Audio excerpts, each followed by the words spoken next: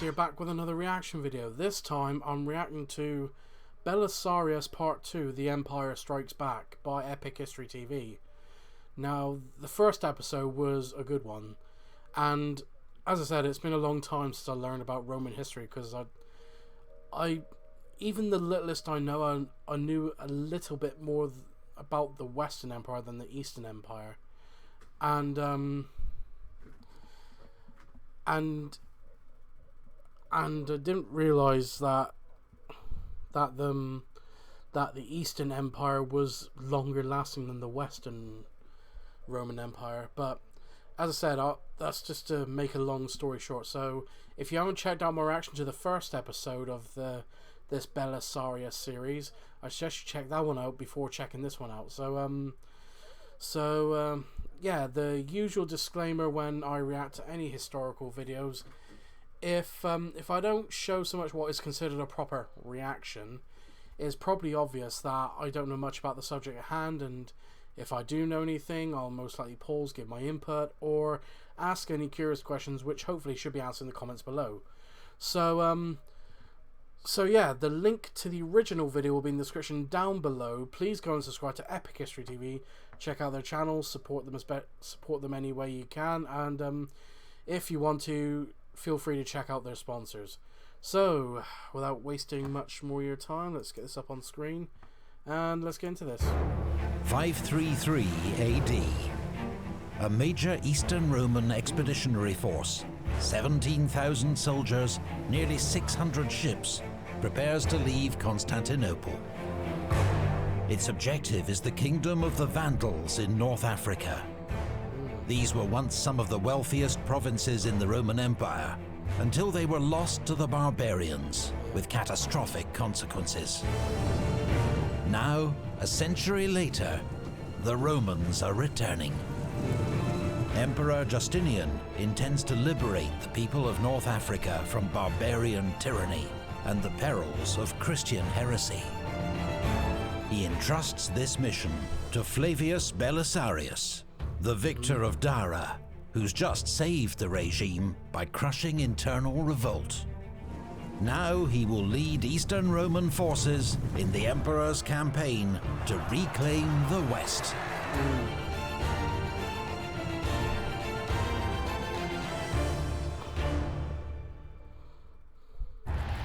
This video is sponsored by Epic War Thrones, the new free-to-play MMO real-time strategy game set in the historical period of China's three kingdoms. Epic War Thrones, for sponsoring this video. Feel free to check them out if you're interested. When the Western Roman Empire was overrun by barbarians in the 5th century, the Vandals emerged as perhaps the most enterprising of Rome's enemies.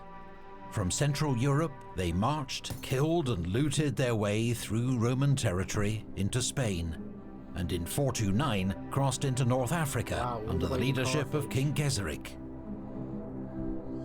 There he founded a kingdom, and took up piracy with skill and enthusiasm.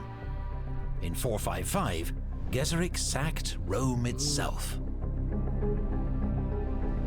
75 years later, Eastern Romans and Vandals had learned to tolerate each other. Emperor Justinian's relations with the Vandal king Hilderic were in fact extremely cordial. The two men exchanged gifts, and though Justinian regretted that Hilderic was an Arian heretic, he was pleased that he did at least allow Orthodox Christians in his realm to live in peace. Then in 530 AD, there was a coup in the kingdom of the Vandals. Gelimer, Hilderic's cousin and heir, seized power and imprisoned the ex-king. Unlike his hapless predecessor, humiliated in war by the Berber tribes. Okay, I was about to ask, like, what was his reasons for a coup, but now they're just getting into it. Gelimer was a proven warrior, and cunning to boot. Okay. When Justinian scolded Gelimer as a usurper, the new Vandal king warned the emperor to mind his own affairs. Then, for good measure, blinded one of Hilderic's nephews. 3 years. I don't know why I'm acting surprised, because I think just about any empire or monarch of this time period will dish out such a punishment. I don't know why I was acting surprised. Years pass. Justinian makes peace with the Sassanid Empire and survives the Nika riots. Now he decides... I forgot to ask this in the first video, but how many... For those who are more knowledgeable in history than I am, like, how many different Persian empires were there? Because I've never heard of the Sassanids, but I've heard a little bit about the Khwarezm Persian Empire. So I just thought I'd ask how many Persian empires were there. It's time to teach Gelimer a lesson. Imperial propaganda and the historian Procopius will later portray Justinian's war on the Vandals as part of a long-held plan to reconquer the Western Empire, for the sake of true belief in God and the liberty of our subjects. Modern historians are more skeptical. Justinian needs a victory to bolster his regime.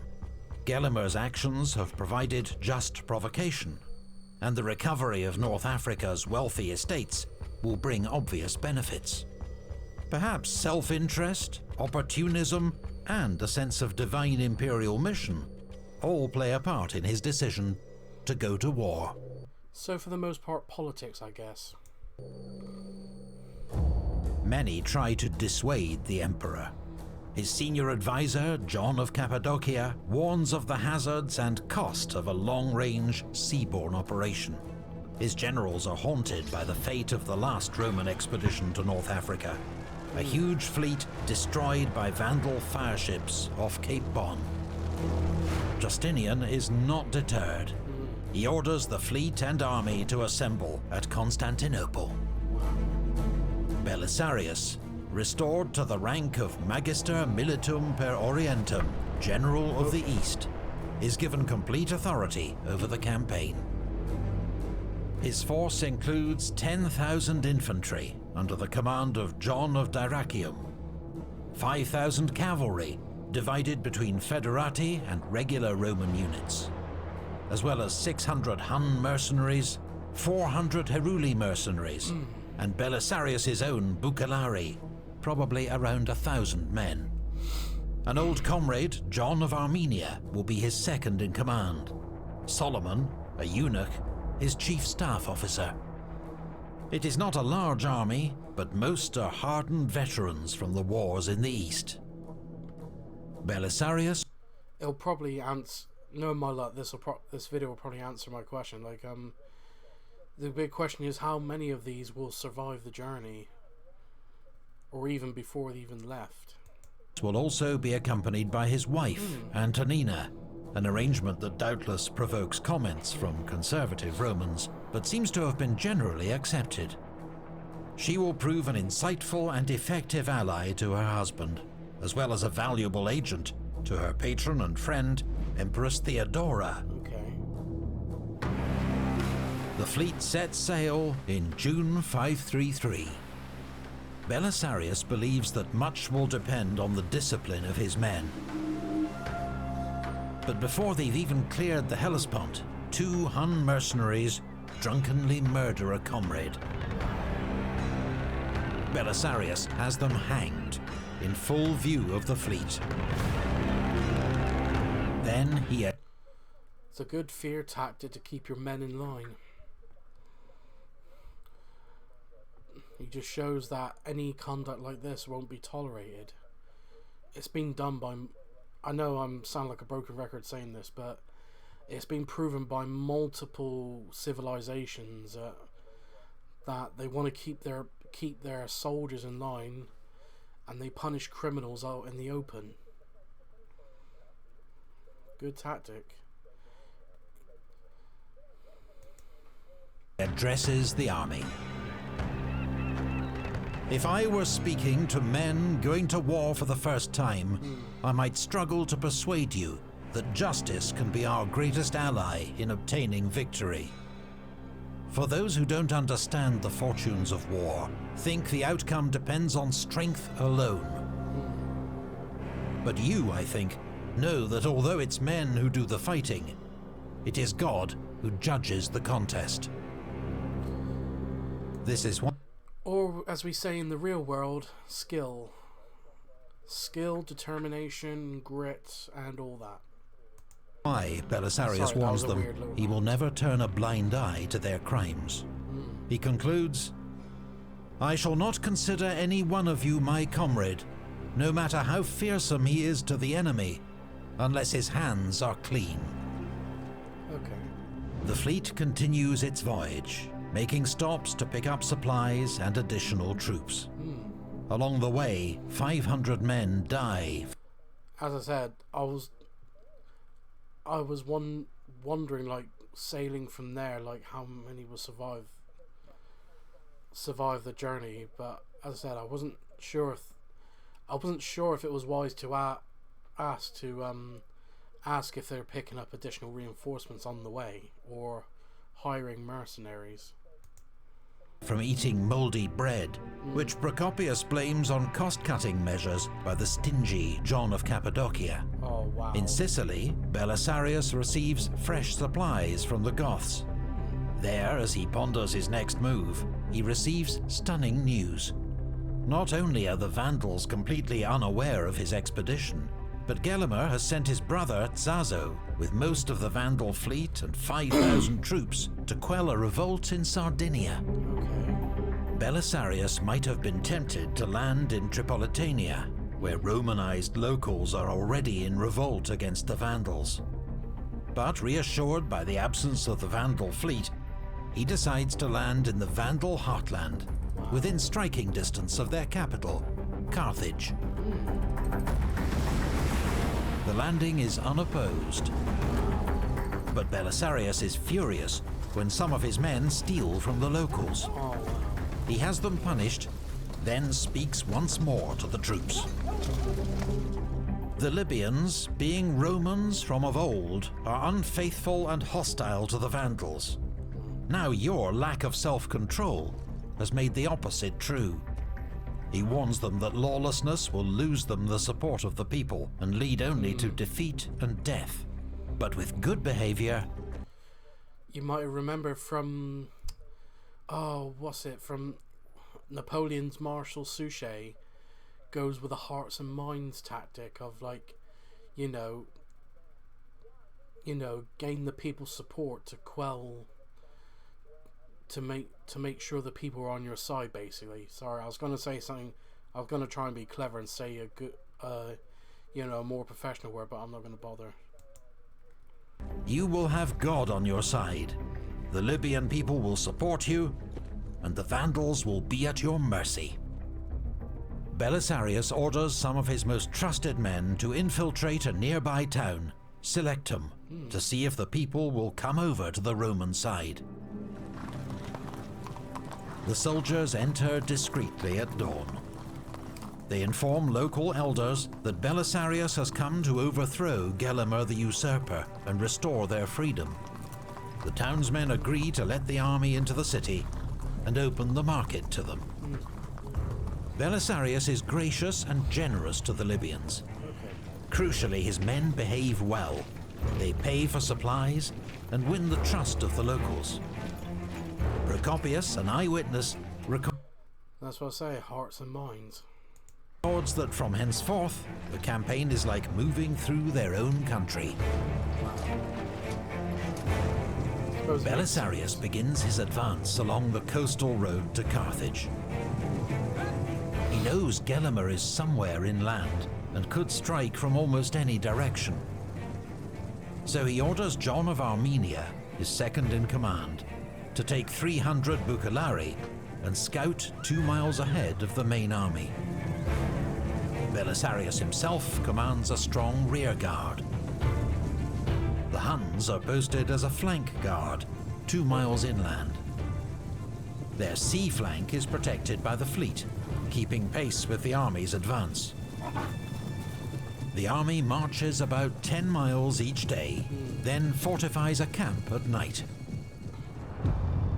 When Gelimer receives news of the Roman landing, he sends a message to his brother Amatus in Carthage. First, he is to execute Hilderic and the other prisoners. Then he is to gather all his men and join Gelimer at Ad Decimum, where they will ambush and destroy Belisarius' army. Ad Decimum, 10 miles south of Carthage.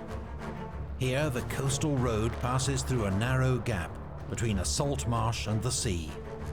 Gelimer knows Belisarius will have to pass this way, and that the headland of Cape Bon will separate him from his fleet. Amatus is to hold the road to Carthage, and when the Romans are fully engaged, Gelimer and his nephew Gibamund will fall on their flank and rear. Belisarius and his army approach. Roman patrols report skirmishes with the Vandals. Gelimer is close.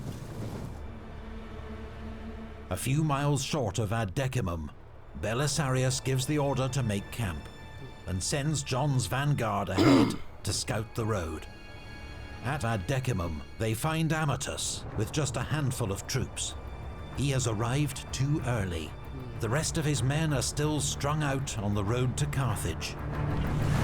John and the Bucellari charge. Amatus fights bravely, killing 12 men before he is cut down. The Vandals' survivors flee back towards Carthage, with John and his men in pursuit. Groups of Vandals coming up the road see the fleeing horsemen. They think the whole Roman army must be headed their way. They panic and join the rout.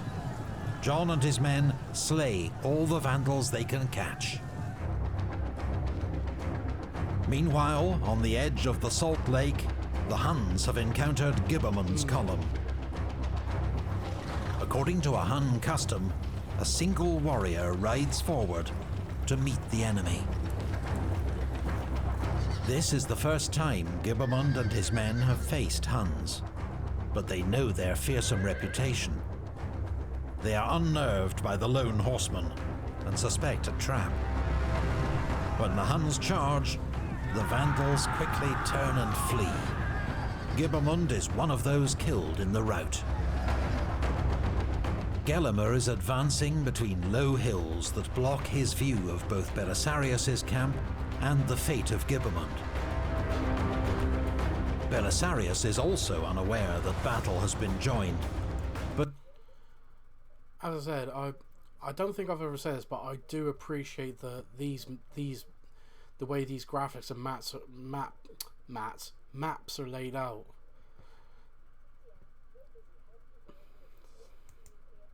but sends his Federati cavalry forward, expecting some skirmishing with the Vandals. When his cavalry reach Ad Decimum, they see signs of fighting and bodies. Then several thousand Vandal horsemen appear behind them. The Federati commanders have no idea whether to advance or retreat. After a brief clash, the entire force retreats back towards the Roman camp. Gelimer is now in position to deal Belisarius a serious blow.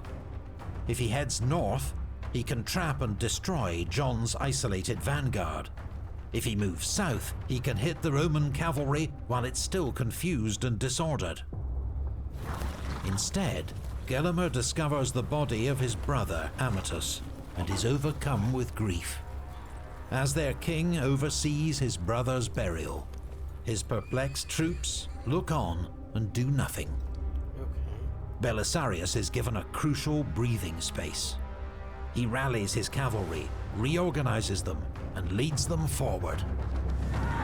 The Roman cavalry fall on the Vandals with devastating force. The enemy are scattered. Gelimer and the survivors fly west. The road to Carthage is open. Wow. And it fell to Belisarius that day to win more fame than any other man of his time, or indeed any of the men of olden times. Belisarius, wary of ambush, waits till dawn the next day before making his triumphal entry into Carthage. Once more, his troops behave well. The citizens of Carthage are respected. This peaceful occupation of such a wealthy city in such times is remarkable. Belisarius sits on Gelimer's throne and eats the lunch that had been prepared for him. He attends to the requests and pleas of local citizens. But the Vandals aren't beaten yet. Belisarius receives news. I don't know if this video will answer this question, but how effective was a leader of Carthage? How effective was Belisarius? Because it seems like he would have been a good statesman for Carthage, or lord, whatever. Sorry, I'm forgetting my terminologies here. So, but bearing in mind that the Vandals have reached across the full weight of North Africa and Iberia. News intended for Gelimer that Zazo has put down the Sardinian revolt and is returning with 5,000 men. Reinforced, Gelimer advances on Carthage. Belisarius leads out his army to face him at Tricamarum. The Roman cavalry camps near a small brook, where the Vandals catch them off guard, deploying for battle while the Romans are still making lunch. But again, Gelimer fails to exploit an advantage. He does nothing as the Romans deploy, and their infantry, which had fallen behind on the march from Carthage, gets into position. I don't know if I missed it earlier in the video, but when did the Vandals and Berbers become allies? Because they're from like two very different civilizations with like different faiths and different ideals. I don't know if it was answered in the earlier in the video, but I'm not sure when the Berbers and Vandals became allies. It's the Romans who attack first, when John of Armenia leads the Bucellari forward against the Vandal center. Twice he is repulsed, but the third attack is made with greater force. Zazo himself is killed within sight of Gelimer. Belisarius orders the rest of his army forward. The Vandals flee, leaving behind 800 dead. Wow. The Romans have lost just 50 men. The Vandals take refuge in their camp, which contains all their baggage and their families. But when Belisarius brings up his infantry to begin the assault, King Gelimer flees. The fight is entirely one-sided. Panic soon engulfs the Vandal camp as everyone tries to escape. The Romans kill the men, enslave the women and children, and plunder all they can find. Belisarius cannot restore discipline until the morning. Gelimer flees towards the mountains. Belisarius sends John in pursuit with 200 horsemen, but 5 days later, John is accidentally killed by one of his own men. Whoa. Belisarius grieves at the death of his old comrade. He sends Pharas and his Heruli to take over the pursuit of Gelimer. Sorry, just go back a bit.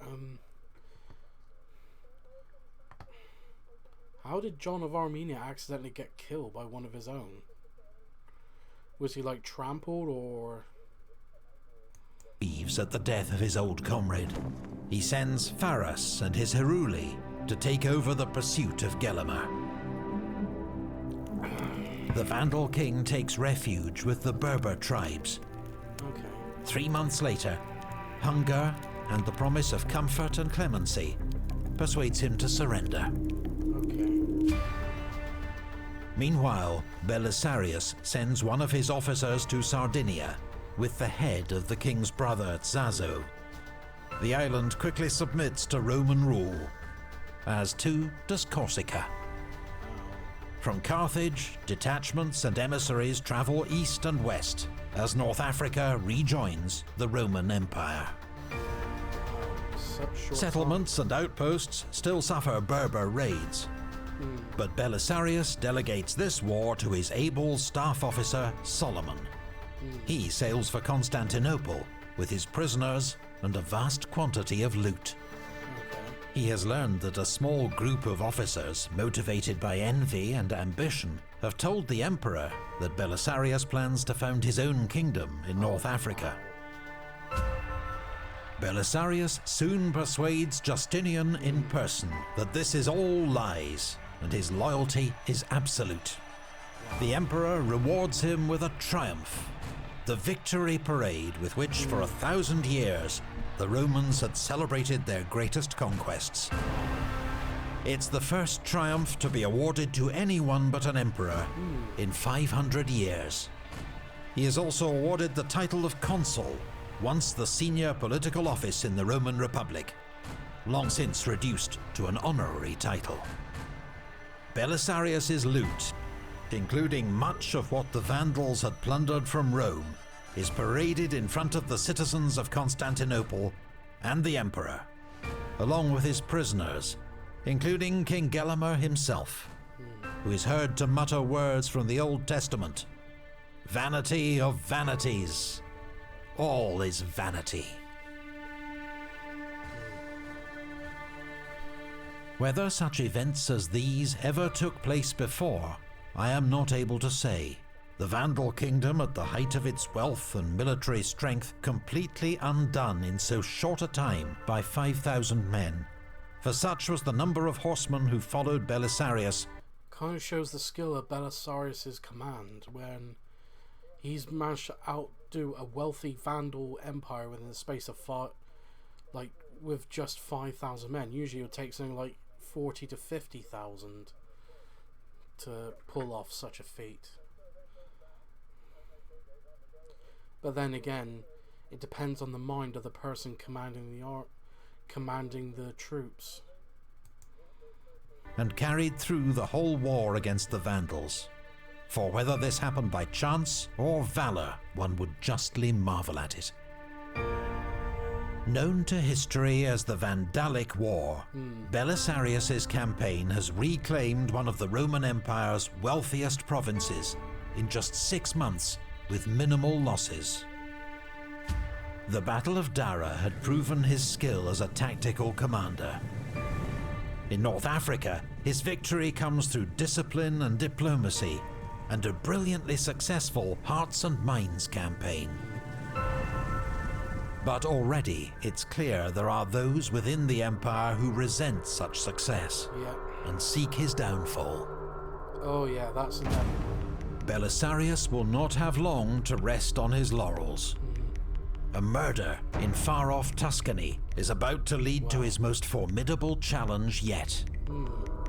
The victim is Amalasuntha, daughter of Theodoric the Great. Her death means war between the Eastern Empire and the Goths. A war that will lead Belisarius to the gates of Rome itself. Big thanks to Legendarian for providing our Total War Attila gameplay footage. You can check out his own documentary YouTube channel. And that'll do it. This has been an interesting, and I agree with the last statements where it's, I know, sorry, I can't say this without sounding a broken record, so I'm just going to say it. Like, within every empire, whether it be the Roman, British, French, any empire on earth, corruption from within is the thing that really kills empires. But that's just how I see it. So if you have a different reasoning, then it'll be, feel free to put in the comments below. So anyway, if you like this reaction, please like, comment and subscribe, and I'll see you in the next